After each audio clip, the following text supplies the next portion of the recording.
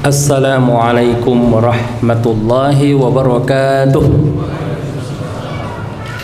Alhamdulillahilladzi an'ama alaina bi ni'matil imani wal islam.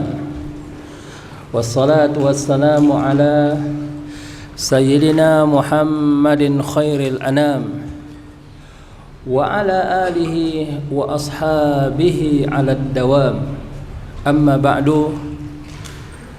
Jamaah Masjid Al-Hikmah, as-saimina was-saimat wal muslimina wal muslimat, mari kita bersyukur kepada Allah Subhanahu wa taala atas nikmat dan karunia-Nya kepada kita semua, bahwa pada hari ini kita diberi Allah Subhanahu wa taala kesempatan untuk hadir di majelis ini dalam rangka beribadah dan mendekatkan diri kepada Allah Subhanahu wa taala. Allah Subhanahu wa taala memanggil kita di dalam ayatnya, ya ayyuhalladzina amanu kutiba alaikumussyam kama kutiba alal ladzina min qablikum la'allakum tattaqun. Hai orang-orang yang beriman. Jadi kita dipanggil oleh Allah Subhanahu wa taala. Bagaimana perasaannya dipanggil oleh Allah Subhanahu wa taala? Ya.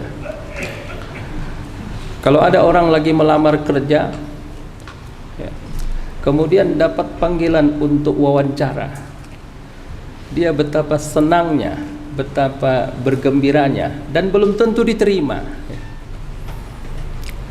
Apalagi kalau tim sukses, ya, tiba-tiba ditelepon oleh capres yang terpilih, wah hatinya berbunga-bunga, akan diangkat jadi menteri, akan diangkat jadi pejabat, senang banget.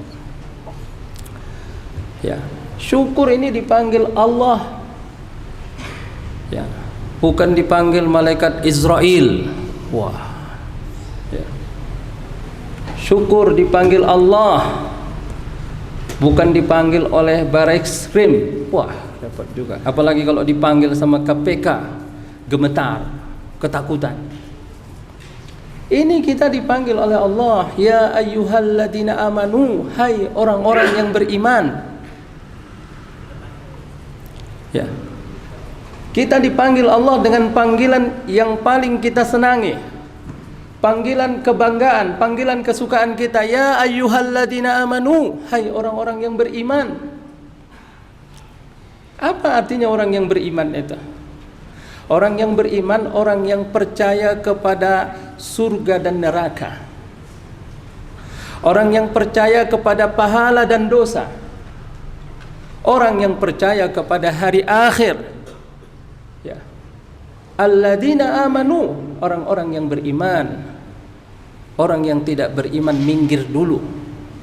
Mohon maaf, Anda tidak dipanggil. Anda tidak disebut dalam ayat ini. Yang dipanggil dalam ayat ini adalah orang yang percaya kepada surga dan neraka, yang percaya kepada pahala dan dosa, yang percaya kepada hari akhir. Ya ayyuhalladzina amanu.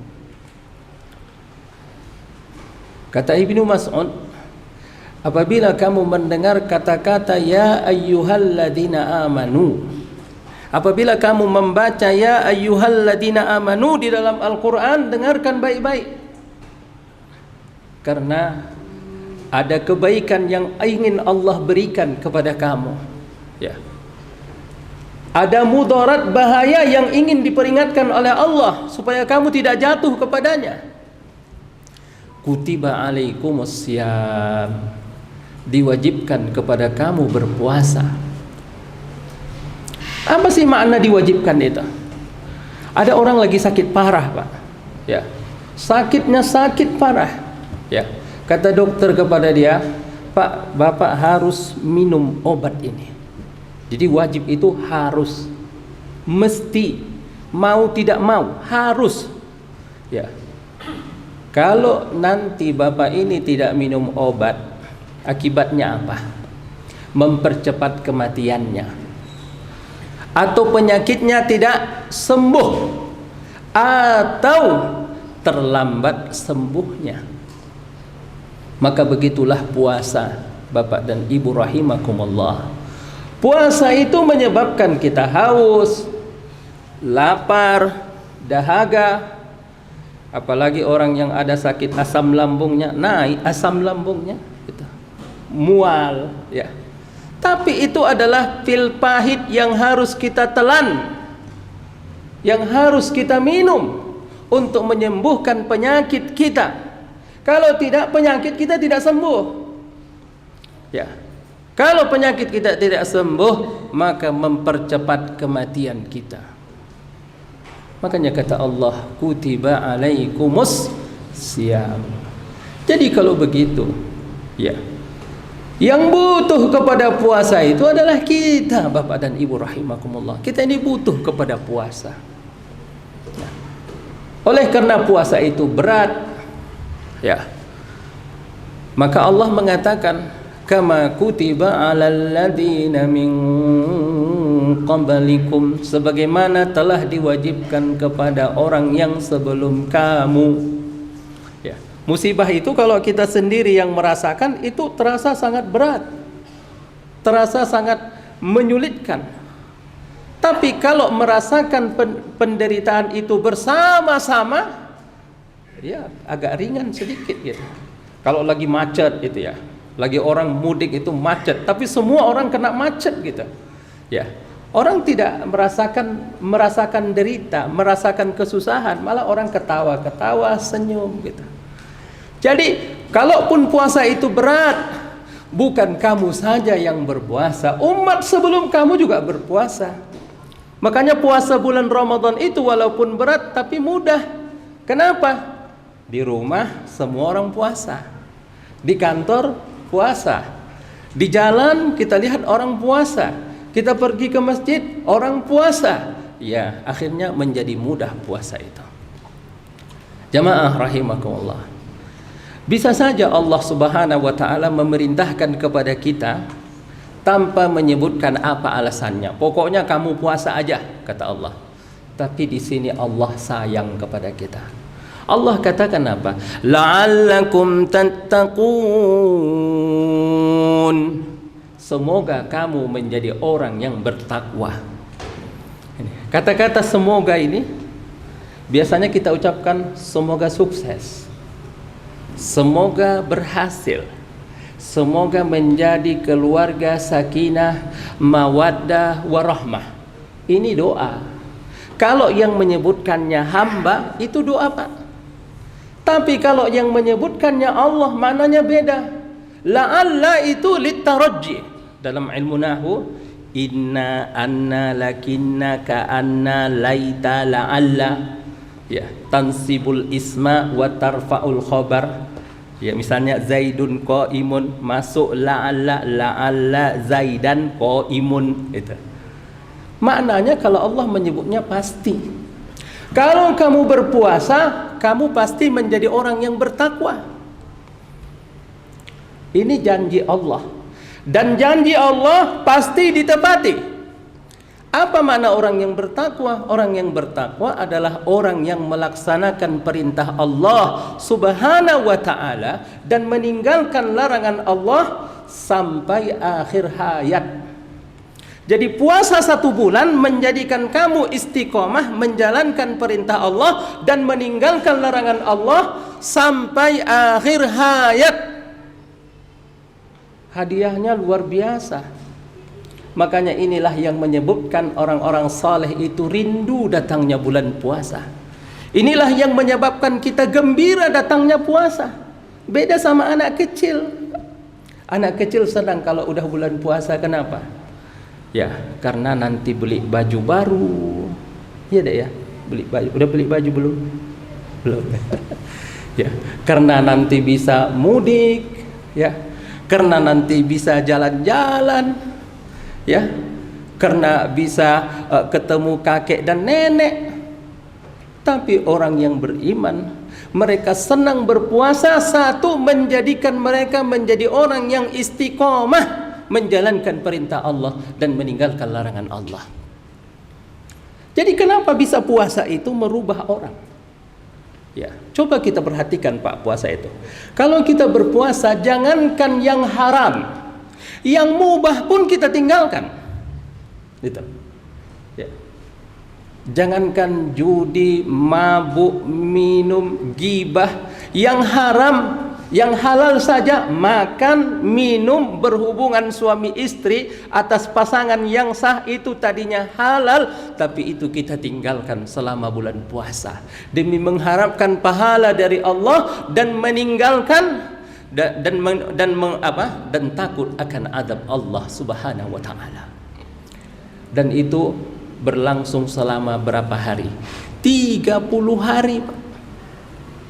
30 hari berturut-turut. Seorang psikolog menulis di harian Kompas, ya, kata dia apa? Manusia itu untuk berubah butuh 30 hari. 80% dari umat manusia untuk berubah hanya butuh 30 hari. Ya. Pamannya kita ada yang mau berhenti merokok. Ya, tinggalkan merokok itu 30 hari, Pak. Itu sekitar 80% orang pasti berhasil. Mungkin ada yang butuh 50 hari, ada yang butuh 60 hari, tapi rata-rata hanya butuh 80 hari saja. Ya. Maka di sini dikatakan kamu berpuasa 30 hari, ya sudah terbiasa meninggalkan, jangankan yang haram, yang mubah saja kamu tinggalkan, insya Allah perilaku ini akan istiqomah sampai akhir hayat. Itu yang pertama. Yang kedua, Bapak dan Ibu rahimakumullah, bahwa di dalam puasa itu ada muraqabatullah. Apa itu muraqabatullah? Seorang yakin, hakul yakin, bahwasanya Allah Subhanahu wa taala memantaunya, melihatnya, mendengarnya atas setiap gerak-geriknya, atas setiap perilakunya. Ini namanya muraqabatullah. Dan di dalam puasa itu ada. Buktinya kalau udah jam 12 siang, jam 1 siang, kita pergi ke dapur, kiri kanan gak ada orang, depan gak ada, sendirian kita di rumah. Ya, kita buka kulkas, ada minuman segar, ada buah anggur, ya, ada jus mangga. Tapi kita tidak makan, kita tidak minum. Kenapa? Karena kita yakin bahwa Allah melihat kita, bahwa Allah mengetahui kita, bahwa Allah sedang memantau kita. Dan latihan ini berlangsung selama 30 hari, Bapak dan Ibu rahimakumullah. Ya, seorang pejabat punya peluang, punya kesempatan untuk korup.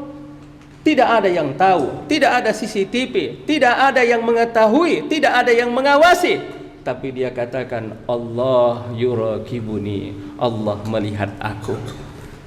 30 hari insya Allah sukses kalau ini dijalankan dengan baik, Bapak dan Ibu rahimahumullah. Yang ketiga, di dalam ibadah puasa itu yudayyiqu majari asyaitan, dia mempersempit pergerakan setan. Karena kita di dalam puasa itu tidak makan dan tidak minum, maka setannya juga tidak makan dan tidak minum. Karena setan itu makan daripada apa yang kita makan, minum dari apa yang kita minum. Nah, maka setannya akan kerempeng, kurus. Setannya macam orang yang kecacingan, Pak. Tak berdaya, tak bertenaga lagi untuk menawarkan. Setan itu kan sales dia, menawarkan kejahatan, kemaksiatan. Tiap hari itu kerjanya. Tapi kalau kita berpuasa selama 30 hari berturut-turut, maka setan akan lemah dan tidak berdaya.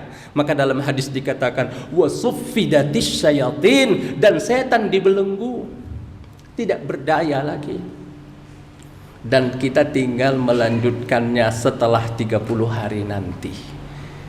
La'allakum tattaqun, kamu pasti akan menjadi orang yang bertakwa kalau kamu berpuasa. Yang terakhir, jamaah rahimakumullah, orang yang berpuasa itu bertambah kebajikannya. Lihatlah bapak-bapak, ibu-ibu yang hadir di tempat ini, bertambah kebaikannya. Ada yang nambahnya 100%, ada yang 200%, ada yang 300%. Yang biasanya tidak pernah infak, sekarang infak. Ya, puasanya bertambah. kemudian sholat malamnya, bacaan Qur'annya, tadarusnya, dzikirnya nambah. Dan orang yang banyak kebaikannya, banyak hasanatnya, inilah ciri khas orang yang bertakwa kepada Allah Subhanahu wa taala. Tinggal setelah 30 hari nanti akan melanjutkan kebiasaan ini. Inilah yang dikatakan judul kita tadi, bahwa pentingnya ilmu dalam beribadah kepada Allah Subhanahu wa taala. Ya. Karena ilmu ini, ya, kalau ibadah itu Pak, manfaatnya dapat dirasakan semasa kita hidup, ya, tidak berlanjut dia. Tapi kalau ilmu yang kita ajarkan, buku yang kita tulis, itu akan mengalir terus pahalanya kepada orang yang membacanya, kepada orang yang mendengarnya, kepada orang yang mendapatkan hidayah melalui ceramah, melalui tausiah, melalui pengajaran. Ini akan mengalir terus. Ya, makanya dalam hadis dikatakan fadlul alim 'alal 'abid, keutamaan orang yang berilmu dibandingkan ahli ibadah seperti keutamaanku, kata Rasulullah, atas orang yang paling rendah di antara kamu.